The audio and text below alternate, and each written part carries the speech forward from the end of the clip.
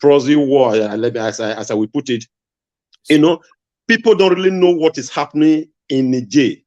You know, Russia having a problem with Ukraine, a kind of the Western world was a kind of supporting Ukraine, and Russia tried to block their gas because they are the major gas source to Europe. So now Europe is going to Africa, to Nigeria in particular, to go and lay in a pipe through Niger to Algeria, to Morocco, so that they can get a gas. Now Russia is going to Niger to go and block that axis, so that before they could go and take that pipe, they will have problem with them to contain. That is one, the way I reason it. I might be wrong. Two, Dr. Mayegu, this question have been bothering me. Mr. Mayegu, it have been bothering me ever since that election have took place. You know, where they continue saying that overvoting. I keep on asking myself, and all the shows I've been watching, and all the mainstream media, no one has really questioned this question, asked this question. One, those ballot paper, were they not produced by INEC and be signed before giving to a voter to go and vote? So how they come about that overvoting is what is still bothering me, what I don't understand. So please, can you educate me about it? How that come? Because I believe before they give you a ballot paper, then we have to stamp it. Then you will go and vote and bring it back, and they go and vote and bring it back. They put it so the ballot box. So that overvoting, please educate me about it, how it comes about. Then my complaint. Don't worry, I'll pause your 5 minutes, okay? Let's say you have another 2.5 minutes to go, okay? But quickly, overvoting is a sort of RNG scam, okay? It's a two-way thing. Now, talking about a ballot paper, numbered serialized ballot paper. Also, you have the result sheets. They have names for them. So the reason why you hear overvoting here and there is because they didn't follow the electoral process, which says if you want to vote, you show your card. Then when they accredit you, then they will give you a ballot paper. That ballot paper means if they say at this polling unit, you have 1,000 registered voters, okay? It doesn't mean that the whole 1,000 are going to come and vote that day. So in the morning, when you go for accreditation, that's when they will know the number of people that will eventually, you know what I mean, come and vote. But from INEC, they will give them that 1,000 ballot paper for that polling unit, okay? So what the political parties always do is that if they know that they want to kind of, do their cheating, is that they won't follow this serialized setting and all of that. No. They may pretend to be following them. Before now, they will be thumbprinting on just all those ballot paper, but they don't do that anymore. What they do now is just writing figure. So the way you will discover overvoting is that, let's say this area now, you have 1,000 voters, 500 come out to vote. Now, out of the 500, you have APC, you have PDP, you have Labour Party. So normally, let's say out of the 500, PDP has, let's say, 300. Oh, sorry, that's too much. Let's say Labour Party have 200. PDP have 150. APC has something like, let's say, 100. Sure you get. So the overvoting part of it is that when they begin to write the results, the numbers no go add up. You will know that they've already kind of added. So when you say, okay, 500 people accredited, how come APC have 400 votes, PDP have 150, and Labour Party has 200? So when you add all of them together, you know they are still under 1,000 ballot paper. So it's not like over. But when you look at the accreditation and the number, they won't add up. That's why they come about with the overvoting this and that. Is a trick. You usually win election for them or ruin election for others. Usually when you want to do overvoting, you do it for yourself, Abi. You count the vote for yourself. Now, these days, they can also load the result of opposition. When they know that you have the upper hand here, INEC can increase your number to appear like overvoting by violating the law, so they can cancel your election. Back in the days when you have to thumbprint too much number for yourself, don't do that much anymore. And that's how the overvoting comes in. So a very simple form is that when they fail to follow the electoral law and they begin to input the numbers themselves. By the time you had them together, they make sense. You get that?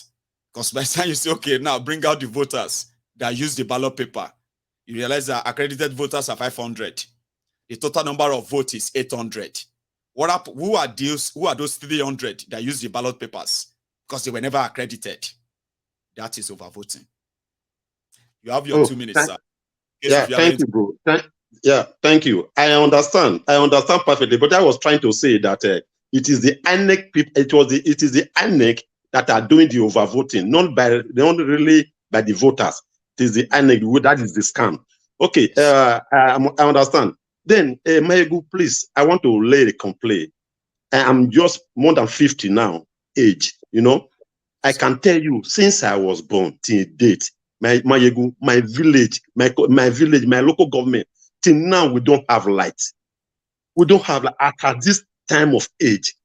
I'm from Edo State, from Orion local government to be precise, from Ugboko ward, a ward which this past candidate from APC, Zeyamu, came from, the same ward with me.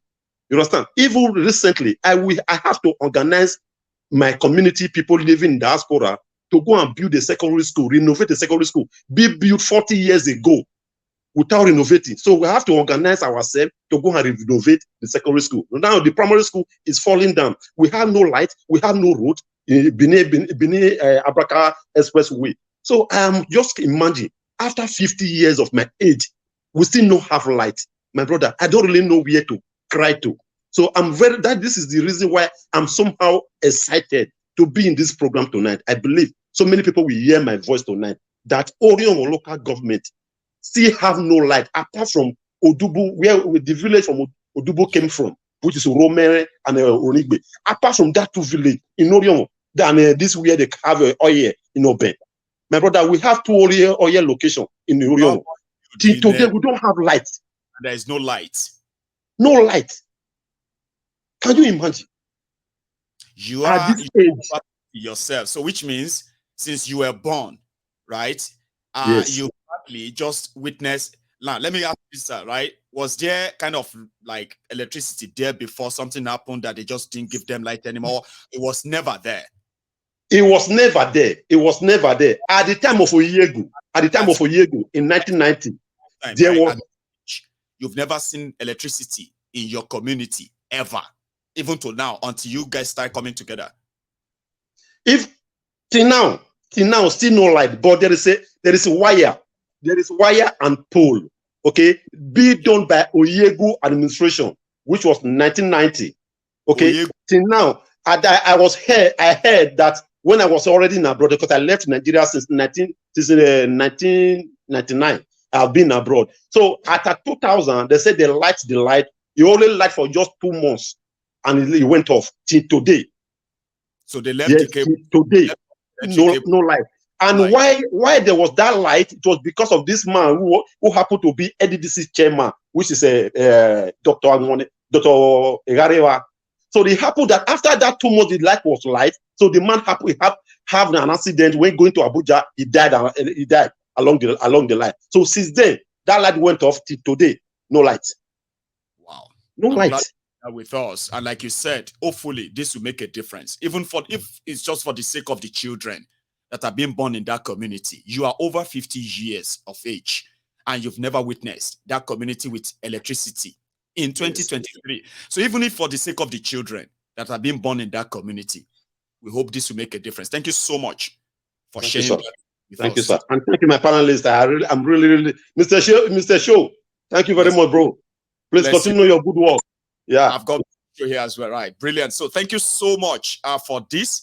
We are kind of having lesser and lesser time. So I'm not going to take anybody in again. Okay. I'm just going to stick here with our people here. And then we probably going to have, a good night afterward. Okay. Now let's share this slot. I've only got about 4. Do I have about 4? Yeah, 4 people, 4 parliamentarians. So, Mr. Show, you are going to, I'm going to call on Mido. See, I'm going to sit. Why do you have to use Mido? Did you do that to disguise?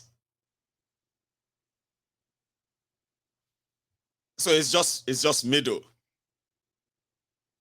Hang on, I can't hear you. Let me unmute you. Or maybe you should try and unmute yourself, right? Meadow is actually my dad's name. So okay, that's the reason I use it. That's why you put it, right? Yeah. Brilliant. So because that's what is registered on my YouTube anyway. Brilliant. Well, that's a disguise to some of our people here. They will just be like, who is this person? No, but right? I'll still mention my name. You tell them that you're Osita. Now I've told them, yeah, that's Osita. See that face there. But we're coming back to him. Anyway, I'm going to go to Don Gada. Where are you going? Anyway, Sasho, you are going to take the first shot. Okay. Then after you, I'm going to come back to Kaiben. I saw your comment where you said that I should let you in because you've been like, good to have you, Baba. Okay. So yeah, you are going to go after Sasho. Then after that, I'm going to give Don Gada a shot after you. Then me and Osita can wrap up tonight. We've only got about 22 minutes. Help me make it count. 4 of you, okay? 5 minutes each. I'll start with Sasho. Please, over to you. Baba. Hello. It be like you get 1 or 2 people for your comment section.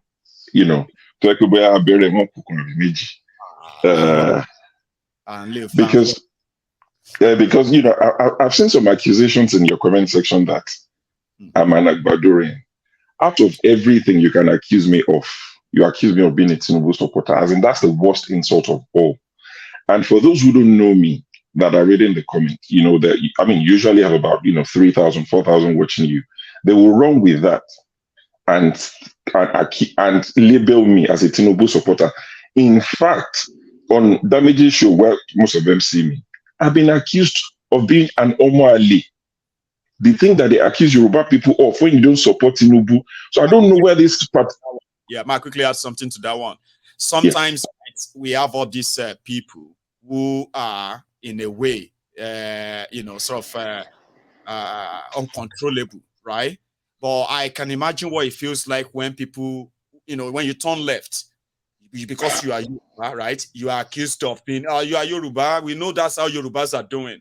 Then you turn right, right? You see your fellow Yoruba who are like also pointing at you and calling you Omo Ali. Then you are in the middle and like, hello. You understand? So that particular guy was saying that in the comment section. I hope he finds healing. I hope the obsession with me drops off at some point. But what I came to say, a few things. I came to say, I found out about your show about a month ago, about 6 weeks ago. And I've watched most of your shows since then. I would watch, a few hours here and there, in between, doing stuff at home and all of that. So I just want to say thank you for the wonderful work you do. I appreciate everything you do, and I like your banter. I like your Yorubaness. The infusion of the Nigeria, Kolu and all these things. And I've picked up a lot of your local lingo as well. I quite enjoy it. It's different to every other show that I listen to. Your banter it's off the chart, and that song that you use, that jingle, who is the terrorist? Pantami is the terrorist. I honestly like that song, so things like that I enjoy about your show. And to contribute to what you're discussing tonight, I'm more easier so that we are all angry. You know what I mean? Like a lot of us are angry. We can kind of a little bit, simmer it. Of course. I just thought I'd make that clarification so that a lot of people who are seeing my face for the first time won't think he's a Tinubu supporter. I advocated for Peter Obi more than anybody. If you're going to accuse me of anything, maybe you accuse me of being a one Nigerian person. I supported, Peter Obi with everything I have. I've been called an Igbo sympathizer on Damage's show. I've been called and I'm looking for acceptance from the Igbos. I said, for what? I didn't marry an Igbo person, so what acceptance am I looking for? Anyway, that's by the by. You can't control, what people say about you. My take about the Niger show. Yes, sir. Yeah, go on, Marigo. Sorry about that. Sorry for cutting you right. No, why you saw those 2 despicable comments? You should also mind all those good ones too, because there are. Oh, of course. Oh, yeah. I salute the comment section. Some of them, they're familiar with. Attention to those ones, Dan. Boy. Fire on, Baba. You're short. Yeah, okay. So, what I wanted to say about the Niger issue is, I'm not sure if you saw a video of a Yoruba woman who spoke from Niger, and she was speaking about how she's been in Niger for so long. That is where she gets her daily bread. Tinubu shouldn't come and scatter where she's living and all of that. She said something that made me think, you know what? Whose bidding is Tinubu actually doing? Because the woman said something. She said, if Tinubu scatters Niger or ECOWAS scatters Niger tomorrow, and people like that, the Nigerians who live in Niger, if they are to come back home, does Tinubu have any provision for them? Where are they going to be accepted into? She said they will be seen as foreigners. And that's true. If Tinubu is even going to blame ECOWAS to say, you know what, my hands were tied, my hands were forced, I didn't act alone. It was ECOWAS that went to war, not Nigeria. Tinubu's actions should be showing that he's not in support of this war. I would have expected Tinubu to have been making plans, or Nigeria to be making plans, to bring back every Nigerian that is in Niger before you attack the place. But you're not even making any provision. So that's making me think, who are you actually doing this for? Because if this, was for Nigeria, you will not go there to even injure or kill Nigerians who are there.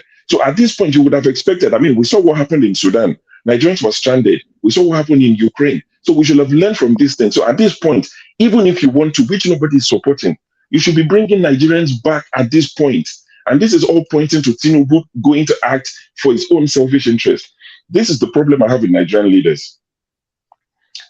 When you talk about France, their involvement in this Niger issue, you talk about the US, NATO, all these people, we talk about it in the context that they are protecting their people. They are doing whatever they are doing for their people. Even slavery, it was for their people. But when you talk about African leaders, it is for them. Self-aggrandizement. African leaders are so selfish, so myopic that all they think about is themselves, how they enrich their own personal, immediate families. Nothing for Africa, nothing for Nigerians, nothing for Malian people. And this is why I listened to Babangida interview recently, the one that trended. I'm not sure if it's a recent one, but Babangida was saying that coups would only happen when the citizens are not happy. I am not one for coup. I'm old enough to remember the Babangida days and all of that. I don't want coup. I don't want military regime. But please, can we even look back to 1993? From when Babangida took over, and look at it all the way until 1999. How many people were being slaughtered in Nigeria on a daily basis? I don't think it's as much as we have now. People are being pied in Plateau, Benue, or Womasaka. Nobody is arrested. Nobody is tried. No. So what exactly is it that the military would do that would be worse than what we have today? Please get me right. I'm not calling for military. I don't want coup. I don't like military administration. But these civilian charlatans are making it hard to make a case for them. Because it doesn't even make the headlines anymore. The amount of Nigerians we're losing on a daily basis. It doesn't make the headline. People are numb to it. This is the problem I have. And those idiots at the National Assembly, people like Akpabio, who's like a comedian, is like a clown, the chief clown, making everybody laugh. When he said what he said about the let the poor breathe, it was in poor taste. Yes, they were discussing something important, how to kick against the 40% electricity tariff. It was a good thing they were discussing. But you were discussing it and joking about it when Nigerians are not smiling. And the other day was saying, some token allowance have been sent to your account and all of that. Now, I remember Bosun Tijani's training. They made that man apologize to them.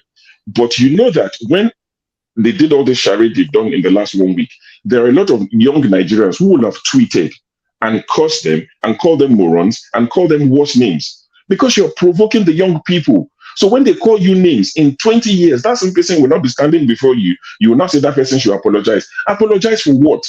When you are literally provoking the young people, you have no plans. You don't care about their future. Our legislators are some of the highest earners in the world, and you're telling us Nigeria is a poor country. I keep giving this analogy. It's like a father who is telling his children that, okay, things are tight. We can't eat 3 times a day anymore. We have to eat once a day. But the man is still going to buy his NSC. He's still going to buy his Courvoisier. He's still going to buy his whatever he's drinking, Remy Martins. And you're telling the children, we will eat once a day. No, stop buying Remy Martins and start drinking palm wine. Then the children will know that, okay, Daddy is making an effort. But you're not making an effort. You are sending token and prayers into people's accounts. And you're telling the average Nigerian to sacrifice. please, I know I have only 5 minutes. I would, that's all I've come to say. It's something that annoys me all the time. So how can people hear me speak like this all the time and link me with Tinubu? Now God will punish you now. How can you link me with Tinubu of all people? See, Baba, people don't understand how especially it's actually art. And when they turn around, right, and they water down your position by saying, are you not one of those who are supporting this and that? They have no idea. And I quite get where you're coming from, right? But thank you very much for sharing. No problem. It's been a pleasure, brother. You're doing a wonderful job. God bless you. Stay safe, because we do this every now and then. And every time we have our People's Parliament, people will be like, oh, we should do this again. I know. But yeah, I kind of always have wonderful people who come on, speak on different perspective of what's going on in Nigeria in a way that even you sitting down there will be like, oh my God, this is interesting. You will disagree with some, and you're likely going to agree with the majority of them, like it's always been. So yeah, let's quickly now go straight to okay, how did I share it there earlier? I think it was going to be Dongada. You are back, and it is your shot. Before I go straight to Kaiben. So how are you, Dongada? I'm fine, Mr. Mayogun. At least I said let me appear today so that you can see my face. You can see the face from the man that he wants to call in and say, So quick one. there's not much time, but let me say this. First of all, let me refer to what Force One said yesterday after my call. There was a time I told you that if you could be sharing, you're dividing your program and sharing it so that for the ordinary people to be able to access it. Why I said that is this. If you could remember what he said yesterday, he said that a lot of people in Nigeria lack information. And that was the reason why, but maybe I would say that I did not know the right way to put it to you for you to understand. Because you dispose a lot of information which the public need to listen to. And in Nigeria, not just in Nigeria, in Africa, if you want to deprive a black man anything, put it into writing or put it into a long video, they will never listen to that, So that was why I advised you that time to be able to be dividing the most important part to share so that they could be able to be informed about what is going on, because if actually people are informed, Nigeria will not be at rest at this moment. There should be unrest in Nigeria because of the killing, the hunger, and all that. Now, for the topic of today, there is something I want to say. I like it when I talk on the video because I'm not afraid of anything anyway, even though I know that anything can happen. I'm not afraid of whatever that is going to happen. I am not. When you talk about military coup, you remember I called yesterday, I said that military coup is not going to happen in Nigeria. Let me tell you the reason. The people who are supposed to do the coup are the Northerners. And they are the ones who are enjoying this the grace in the name of democracy, mostly. You understand? So they cannot take over. They would not even want the military to come in, because if the military comes in, it will give the Easterners, the Southerners access to coup at any given time to take power from them. They will start sharing power left and right. That is the reason why I said there won't be a coup in Nigeria again, because you know what the Northerners do. When there was during a Buhari campaign in 2014, 2015, I was in South Africa. I was being addressed as Boko Haram from South African citizens. And these people can spend a lot of resources to propagate or travel around the world and do whatever they want to do to convince people. Whatever Tinubu is doing today is going to be used against him in the next election by the Northerners. You see Rufai, Matawale, and all of them, that they are just sitting behind the scene watching. They are gathering the information which they are going to use to take power back. And when they take power back, it is going to be Muslim from the north and the hardcore Muslim from the southwest, so that they could be able to achieve whatever plan or agenda they have for Nigeria. You understand? And what is happening in Nigeria, in Niger Republic today? I don't know why people are so surprised about it. Whatever you see that is happening in Niger Republic today is being planned before Tinubu was announced president of Nigeria. Let me tell you, go straight to what I'm trying to say. You know, do you remember the summit they had one time that Tinubu was smiling, hugging the France president, and with a heavy heart and heavy smile, heavy excitement in him? This was the meeting he has been traveling to France having with them because of the coup that has been happening in Africa, and there is no way they could come direct to penetrate because of, every eye will be on them. Now, what can they do? How can they do that? They want to use the big brother of Africa. This big brother of Africa is Nigeria. So how are they going to achieve that? By installing their own puppet, which is Tinubu. So they had this meeting. That is why the first time, even though he's still fighting a legitimacy in court, they had the legitimacy in court. They immediately announced him as the ECOWAS chairman, and his first address was he's not going to take coup after coup in Africa. So it was already a planned thing, but they were waiting for the right time to execute it. You understand me? So if you watch, there is no noise from the north, not because they are not going to be affected.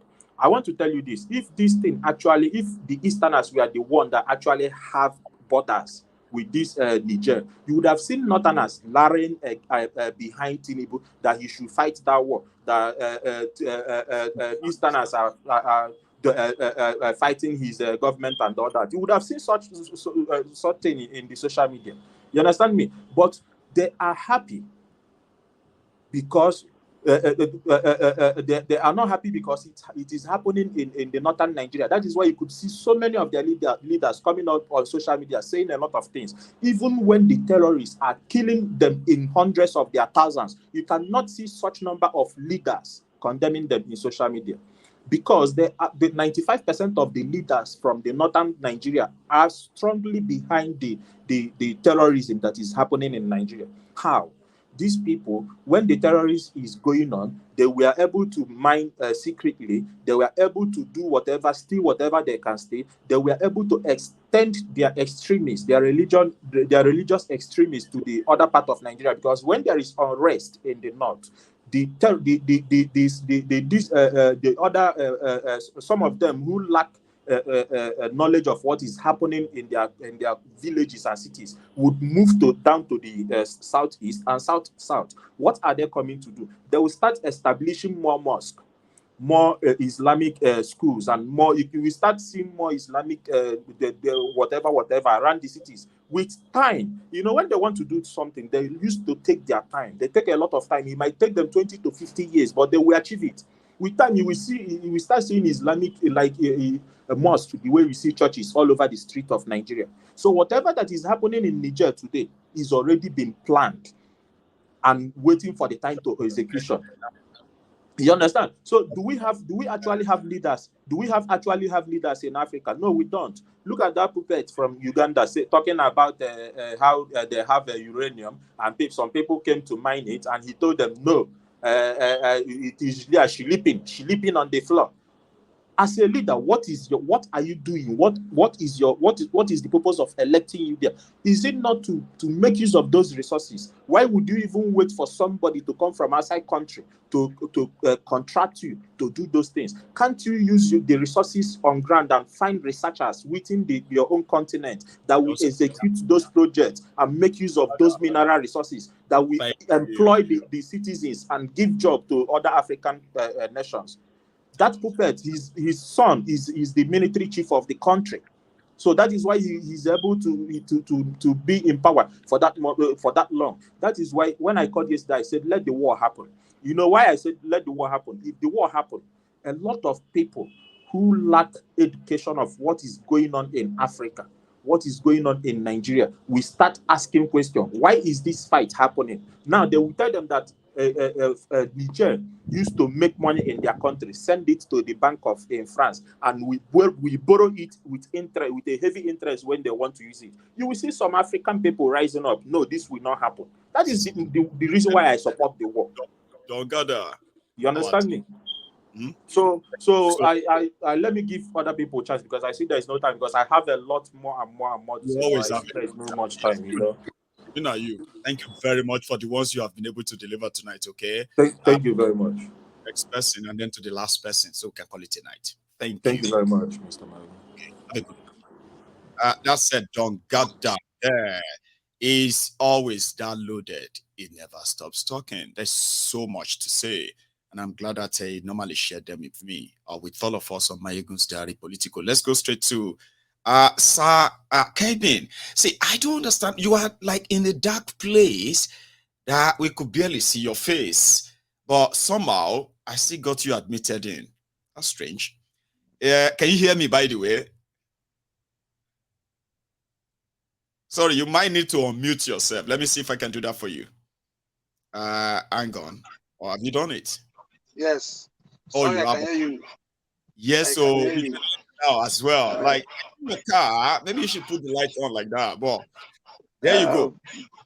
Like I sent you a message. Did you see it? I'm actually going home. I'm in the bus going home. So Also, okay, Baba. Well, yeah. So let's use the few minutes we have you here now, so that we can at least it will not be for no, nothing. don't worry. I just like your broadcast and like whatever you're doing, you know. And I just say I appreciate everything you'll be doing. Thanks, Baba. You know, that's all. So you just waited to say, Mayegun, I love what you are doing. Yes. I would like to be like you when I grow up. Don't worry. Everything that your candor in there. I was like, wow, I wouldn't just ignore this person, but thank you. Yeah. Okay, thanks, Baba. And you're welcome. Yeah. Drive home, okay. Safe journey.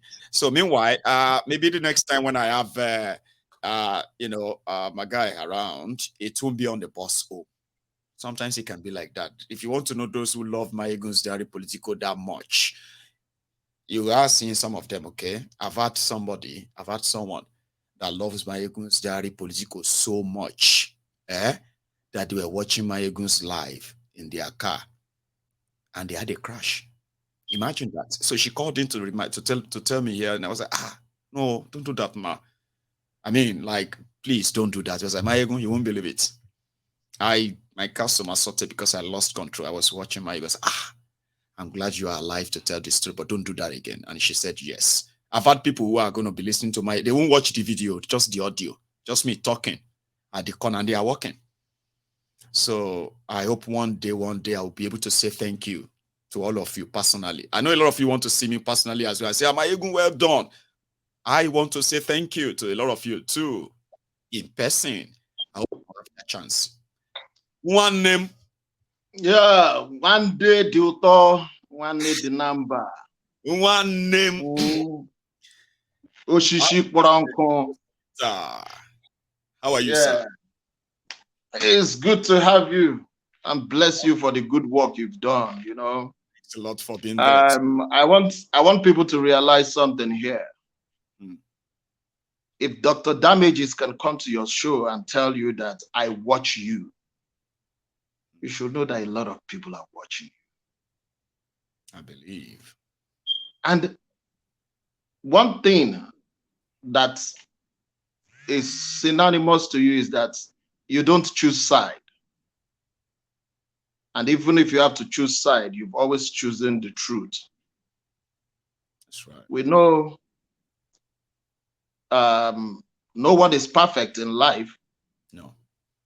But in association, we could be perfect because we get wiser and stronger when people of like minds come together. You know, so I will always say to you, thank you, my brother. Thank you very much, Osita. Yeah. Now, my brother, African Wahala, I've always loved him. I love his stance whenever it comes to this program. I watch him in Dr. Damages sometimes too, though I don't contribute that much over there. The last four speaker, himself too, a very great contributor there. That's right. But there's something I just want to say. It's not as if we looked in the streets of Niger, people were jumping up that they had military rule. And it's not as if people are agitating towards that end right now in Nigeria. But the reason you are saying those things is the failure of what is called democracy. But is it truly democracy all over the world? It's not even here in the United States. But I think the biggest problem that is facing us, that is staring us, it is what is called capitalism. Capitalism brought in class war. Capitalism brought in greed. Capitalism doesn't improve any society. But the only thing that happened in the case of the Western world is who are the identity? Who can you identify that is operating that capitalism? So that is the reason it looks as if it is fair. This particular thing I'm talking about was shared by a Yale University professor. And when the man gave all his speech, I watched the speech, I went through it, and I begin to digest what he was saying. He said, if truly, by the end of the Second World War, everybody knows that the Chinese were the poorest in the world. They ran hectare-scatter. They ran different places for assistance. If you go to this one will say, oh, I participated in the war. I'm a casualty. I'm a victim. I don't have your time. Until one of their professors in Oxford University, one Chinese professor, and the man said to them, with your population of about over 1 billion people, why don't you just produce for yourself? Produce within yourself, trade within yourself.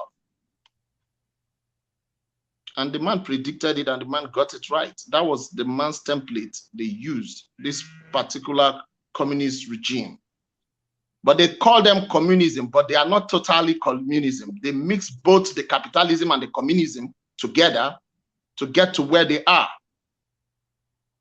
But it's because we in Africa, we do not know our identity. They stole our identity. We do not know if we are practicing democracy. We do not know, because in Africa it is written, it doesn't work. Look at the explanation where you give as regards to overvoting. They don't do it here. They could do any magic, but they don't do it here. But we do our own on the broad daylight, written on the pages of newspaper, how they did it. We embraced, when we started, the parliamentary system of government would have been far better for Nigeria. But we left the parliament. Yes, we left parliamentary system of government. Who did that? The person that did that, everybody knew, and they were saying that was one of the things that consumed him. That criminal they call General Murtala Mohammed, because he moved towards the American kind of version of governance. Government, they called it. So when he moved, that was the total destruction, the total collapse of that country called Nigeria. So when you look at it, we don't have an identity in Africa. Nobody's jubilating because of militaries coming in. No. But the truth is, has the civilian rule failed us? Yes, it has. It has not. It's not even that it failed us. It disappointed mankind. So That is where we got ourselves. That's where we get ourselves into. You ask yourself, what kind of life is our leaders actually living? Their world. Their world is just copy and paste. I wouldn't tell you a lie. If my mom cannot be ambitious as I am right now, my mom, at her age, she's not going to be. And why do you think that go all over Africa, the Western world will never trust any candidate who is young? A younger candidate, they will never. Because you know why? My brother, he's ready to take his chances. If you tell him he's going to die, he will tell you, I am willing to take my chances. So when they take their chances, you will find out that the next thing they will say is corruption. If they don't know how to say it, like what is happening to the guy in Angola, they tell you that human rights, human rights, human rights. And I love the question that man always put to them. Who is going to tell me about human rights, you or me? So this is where we find ourselves. You ask yourself another question. When you cannot make decision on how to sell whatever you have, like Don Gaga said, that what is he doing? That the president of Uganda, they came to him and said, oh, sell us your uranium. And I said, oh, I will not give it to you. His rather sleeps there.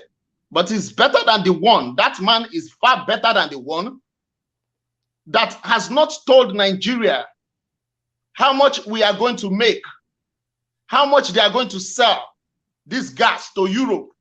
They're already laying pipes. Who is better? So this is things that Osita, people were like, what's the difference between civilian coup and military coup? And military. Are they not all against the people's wishes? Wishes? Not always like the subversion of people's wills. Like if we have to put it in that context, now what's the difference to what happened in Nigeria and what is going on in Niger? The difference that you can say is that in Niger, they have the support of their people. In Nigeria, Tinubu is battling with illegitimacy. Like, what's the difference between civilian coup and military coup in the first place anyway? Yeah. One thing that I know for sure, you cannot eat your cake and have it. No, you can't.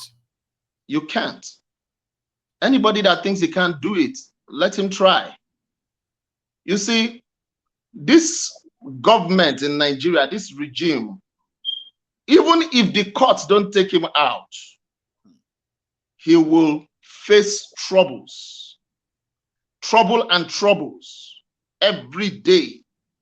I once said on this program, I said that it is not about going to war or conquering an entity, but it's how you share the spoils of war. He cannot satisfy the other criminals that they ganged up together to steal the people's mandate or the people's will. He can't satisfy all of them together. If he has to be there for 4 years, I am telling you, every 4 months, they will be removing ministers. Every 4 months, mark my word. Because he is got to satisfy all the criminals. So this is where we are. But the biggest lesson from what is happening in Africa right now, is it that are we going to continually, like I have to make mention, Rufai is one of the best presenters I've seen on national TV in Nigeria. But I was surprised when he was making a comment. And he was trying to say, oh, anyway, maybe he's trying to cajole them to go to the war. But he was saying, oh, when they enter, that the Americans, the Western world will give them air coverage, then they can move in. So, but I just thought to myself that, oh, probably he is just trying to push them to go to the war. Like one caller said here today, one parliamentarian said today, he said, one of the biggest problems that Nigeria has, and truly, is the press. Okay, that is Dr. Damage. The mainstream media. I tell people, before you become a journalist, you should know what the baggage is that comes with being a journalist. That when you say truth, you are fighting corruption. And corruption will have to fight you back, will have to bite you. That's right. Yes, it looks, you are just like the same soldier that signed up to be a military man. You signed up your life for it. And that is the same thing that the journalist is. But the journalists in Nigeria, they are just like the pastors in Nigeria that will wear suits and stay in the news. They want to look like what's this guy's name in CNN? Those guys in CNN. Anderson Cooper. Even one of them had a program in Nigeria that he calls his name. Anderson Cooper 360 degree. He himself, he put his name 360 degree. But yet, Anderson Cooper most times says the truth here. He dares nobody, put him to jail. Everybody saw how Trump dealt with most of them that were coming to the White House during that period. And they didn't back down. They didn't. But Nigerian press, they don't want to be even given a slap. They don't want to be. I know. Osita, our time has sort of passed. It's worth it, oh. Sure, you get it's actually every minute of it. But there's always going to be a time we have to wrap it up, and this is that time. Thank you so much. Thank you very much, my brother. As usual, right? For being part of this. All right, God bless you, my brother. Stay safe and all the best. All right. All right. That's Osita, and our time is so far spent and gone. And at this stage, I'm just going to be like, you know what? Good night, everyone. We've had an interesting evening. If you joined us midway, right? Seriously, you should watch it from the beginning again, okay? Wonderful contributions from wonderful people from all over the world, how they feel towards what is going on in Nigeria, including in J, right? I don't want to tell you everything. I won't give you the highlight. You watch it, all right? Thank you for spending your evening with me, every one of us, okay? I'm going to see you some other time. Now, until then, if you have been here this long, don't leave without liking the broadcast, okay? I will see you again. Good night.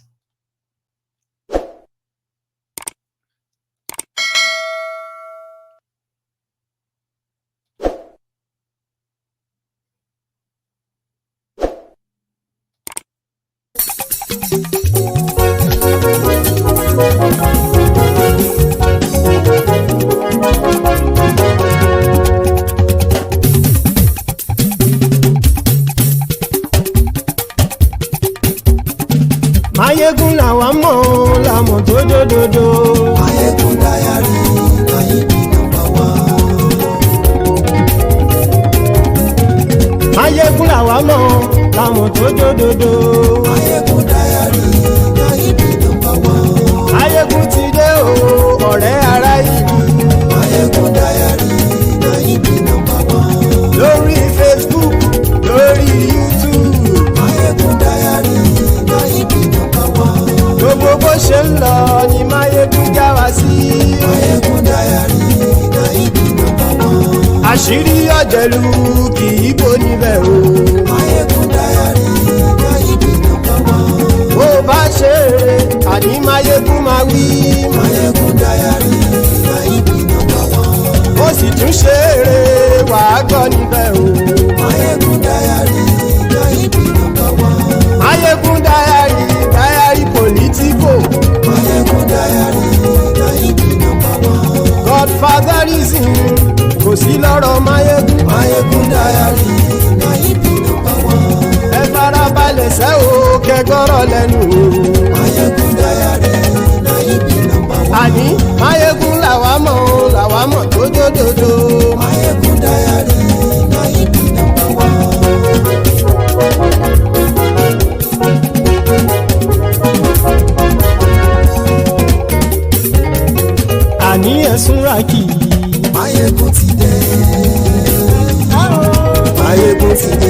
ọ̀jẹ̀lú ẹ̀sùn ràkì Máyégún ti dé.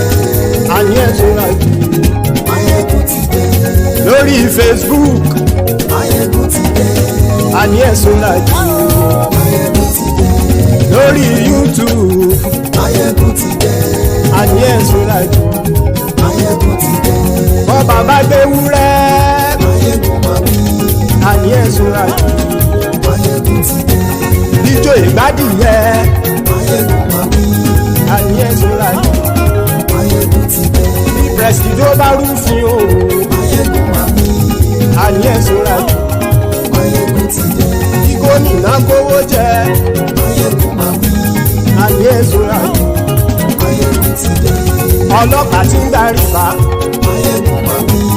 àní ẹ̀sùn ràkì Máyégún ti dé. aṣòfin tí ń rúfin o Máyégún máa wí. àní ẹ̀sùn ràkì Máyégún ti dé. òpùrọ́ olóṣèlú Máyégún máa wí. àní ẹ̀sùn ràkì Máyégún ti dé. ọ̀jẹ̀lú ẹ̀sùn ràkì Máyégún ti dé. àní ẹ̀sùn ràkì Máyégún ti dé.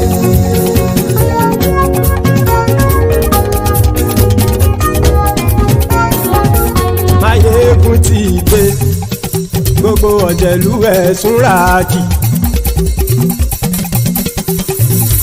Máyégún ti dé gbogbo ọ̀jẹ̀lú ẹ̀sùn ràkì ṣùgbọ́n ní bá ti ṣe èyí tó yẹ kí wọ́n ṣe ọmọ bá dèrò ní fi wọ́n níran o. Máyégún ti dé. Gbogbo ọ̀jẹ̀lú ẹ̀sùn ràkì. Máyégún ti dé. Gbogbo ọ̀jẹ̀lú ẹ̀sùn ràkì. Ṣùgbọ́n ní bá ti ṣe yìí tó yẹ kí wọ́n ṣe ọmọ bá dẹ́rọ̀ òní fi wọ́n níran. wọ́n fowó bẹ́ẹ̀ o Máyégún ó sọ pé wọ́n ò bẹ́ẹ̀ wọ́n fowó bẹ́ẹ̀ Máyégún ó sọ pé wọ́n ò bẹ́ẹ̀ oníkanṣá ti ṣe èyí tó yẹ kí wọ́n ṣe fáwọn ará ìlú tó gbé wọn débẹ̀ o àyè. Máyégún ti dé. Gbogbo ọ̀jẹ̀lú ẹ̀sùn ràkì. Máyégún ti dé. Gbogbo ọ̀jẹ̀lú ẹ̀sùn ràkì. Ṣùgbọ́n ní bá ti ṣe yìí tó yẹ kí wọ́n ṣe ọmọ bá dẹ́rọ̀ òní fi wọ́n níran. ha kì máa yí ṣe eré ọ̀rọ̀ yìí kì í ṣe ẹ̀fẹ̀ kì máa yí ṣe eré ọ̀rọ̀ yìí kì í ṣe ẹ̀fẹ̀ ẹni bá ti lè lẹ́bọ̀ lẹ́rù o ọmọ bá dèrò kàṣàyè tú wọn síta. Máyégún ti dé. Gbogbo ọ̀jẹ̀lú ẹ̀sùn ràkì. Máyégún ti dé. Gbogbo ọ̀jẹ̀lú ẹ̀sùn ràkì. Ṣùgbọ́n ní bá ti ṣe yìí tó yẹ kí wọ́n ṣe ọmọ bá dẹ́rọ̀ òní fi wọ́n níran. tẹnitẹni ọmọ Máyégún ọ̀rẹ́ ara ìlú mọ̀mọ́ ni mo fọlọ́hún sọ ẹ̀ bá kìlẹ́bù lóòótọ́ olódodo ìlú ọ̀tá ìlú mọ̀mọ́ ni ìwọ ṣá máa ń ṣọ́ra kò sì mọ́ bẹ̀rù bọ́tà ń lè rí bóníṣègùn lé káwọn mọ̀mọ́ fi ṣera wọn ni ó ti dẹrùn tí wọn ò gbọ́dọ̀ sì mọ́ bẹ̀.